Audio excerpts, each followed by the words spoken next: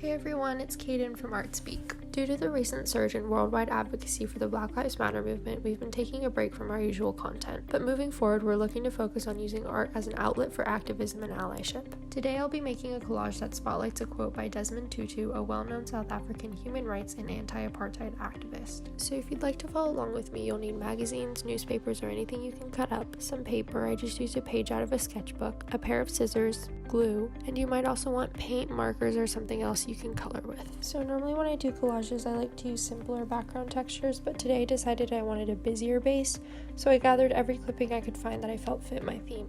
I played around with the placement for a while and then glued everything down once I had an arrangement that I liked. Then I just cut off any excess material that was hanging off the edges. I wanted a powerful visual component to complement my quote, so I chose this image of a protester as my subject.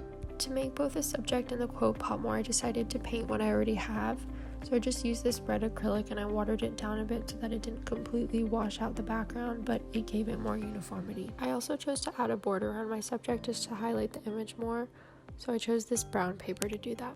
Then I added the quote, which says, "If you are neutral in situations of injustice, you have chosen the side of the oppressor." I think this message is really important right now, especially in the age of social media where so many people have a platform yet not enough use that space to address and spread awareness about issues at hand because they don't think it's their responsibility if the issue doesn't directly affect them. You can choose to highlight any quote or message that you feel is especially important right now in your collage, and then just add any finishing touches. And then this is optional, but I chose to cover the whole thing with Mod Podge just to seal everything in, and it gave it a glossy finish. So this is the finished product.